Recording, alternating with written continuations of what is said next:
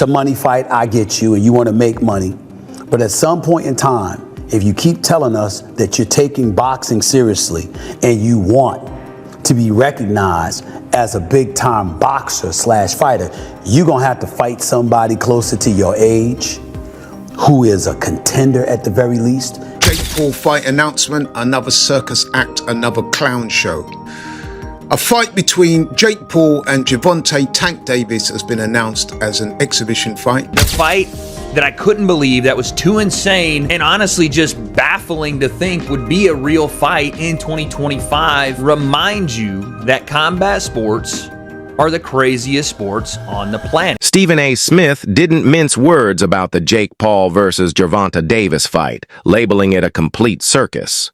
He recognized Paul's knack for self-promotion and creating buzz around his bouts, but argued that boxing demands more integrity. Smith emphasized that Paul should take on opponents who are logical matchups instead of prioritizing shock value.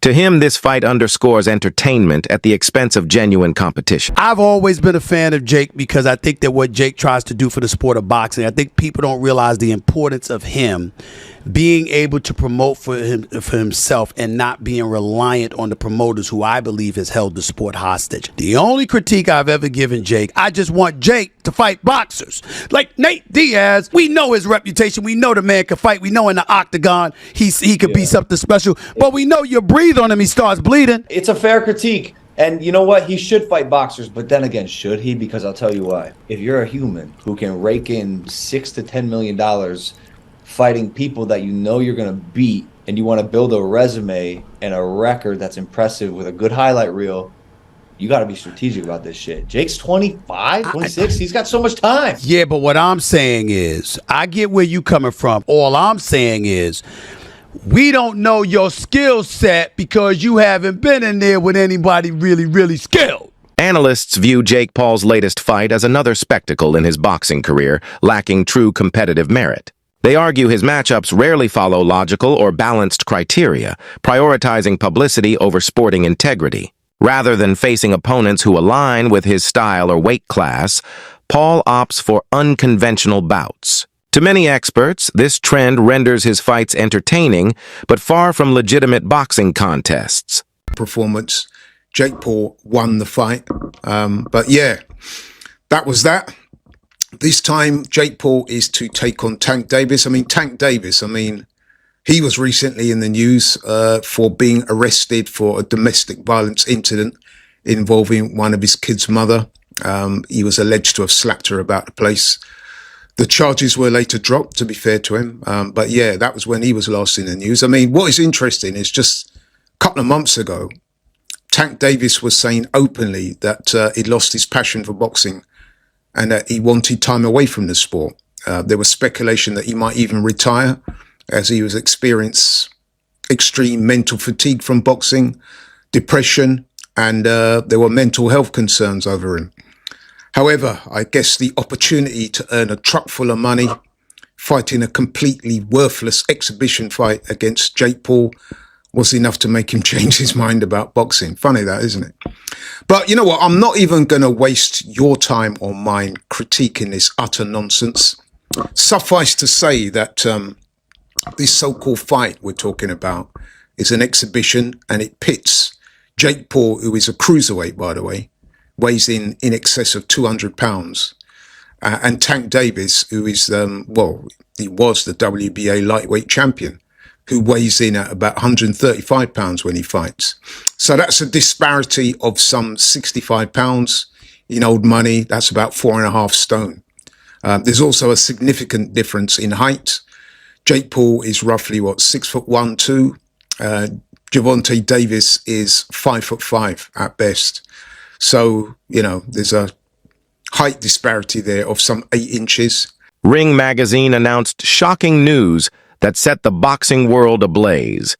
Jake Paul will face Gervonta Tank Davis in an exhibition bout on November 14th at State Farm Arena in Atlanta, streaming live on Netflix per Mike Carpenter's sources. Negotiations for a Paul Anthony Joshua fight fell apart due to network disputes. With Paul's last fight at 200 pounds and Davis reigning as a 135-pound champion, this matchup sparks heated debates over size disparities, entertainment value, and boxing's unpredictable twists. Jake Paul continues to carve his own path in the sport, fueling his ambitious vision with personal investment and unmatched hype. While critics call his approach unconventional, supporters argue his financial clout draws fresh attention and new fans to boxing. This improbable fight underscores just how far Paul is willing to push the boundaries of the sport.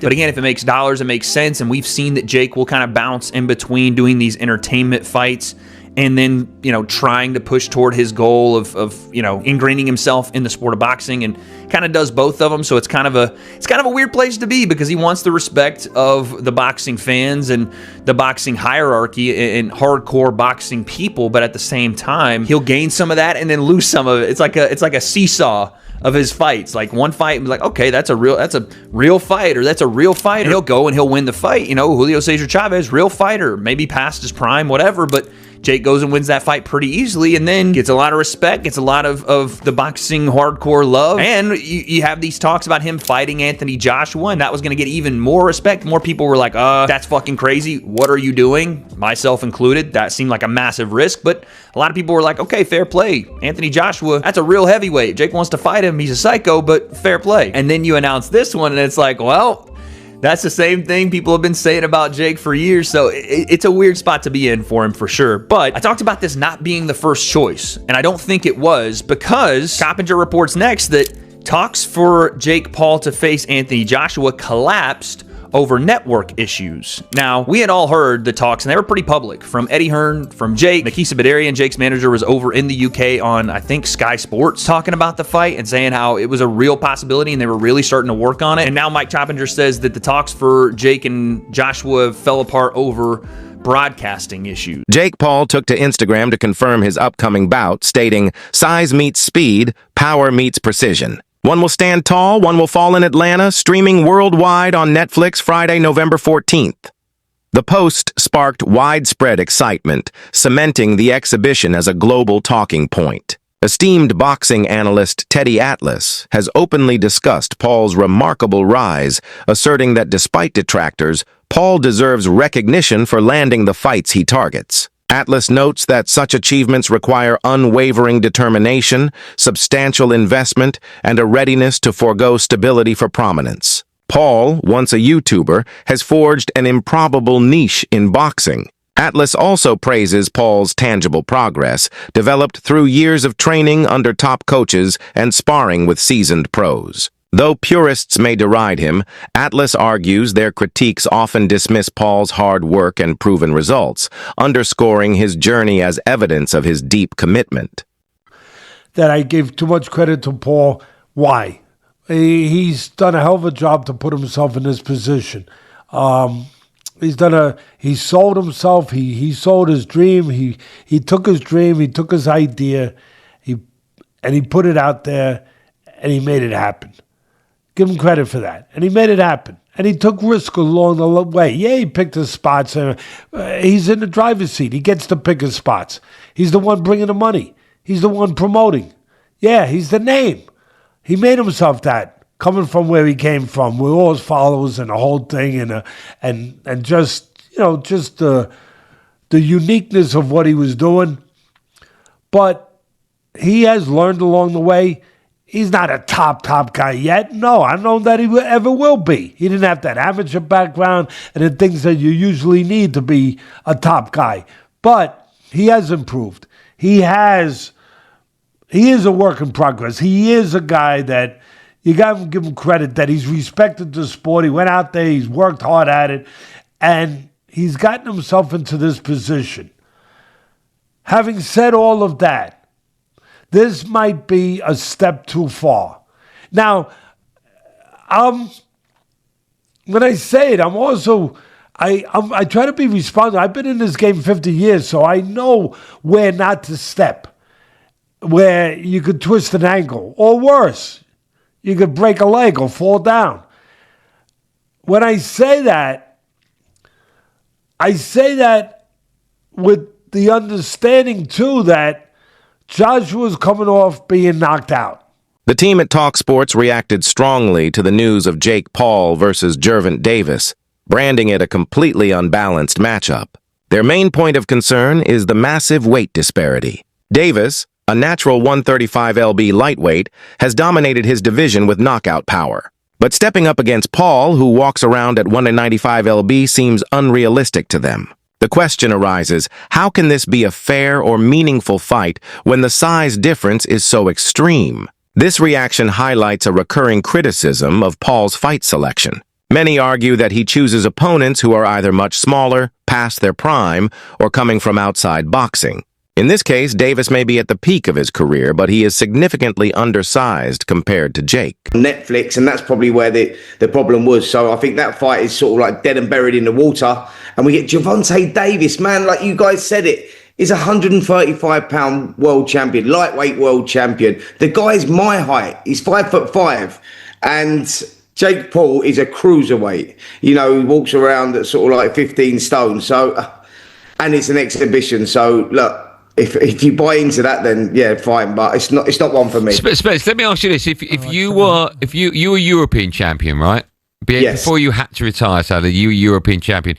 If you were, how tall are you? What are you at? 4'8", 4'9"? 5'5". 5'5". Okay. If you were in your pomp at European champion and you were 5'5" and you were fighting Jake Paul, would you fancy your chances? Absolutely. I think, yeah, definitely. I think I fancy my chances. I think Gervonta Davis actually beats him as well. He's one of the pound for pound best fighters in the world at lightweight. But it's a bit of a weird one, isn't it? It's like you got a guy of 5'5" boxing a guy of 6 foot plus cruiserweight. Yeah, it's just all a little bit odd. I feel if they're going to do an exhibition, perhaps Jake should have picked someone more his size. Look, his last fight against Julio Cesar Chavez Jr. Was at cruiserweight. Chavez Jr. was a former world champion at middleweight himself, and that sort of made sense. And it was a good win for Jake Paul. You know, he come out there and he beats an ex-world champion. He gets a little bit of credibility, and you go, right, now you're heading in the right direction.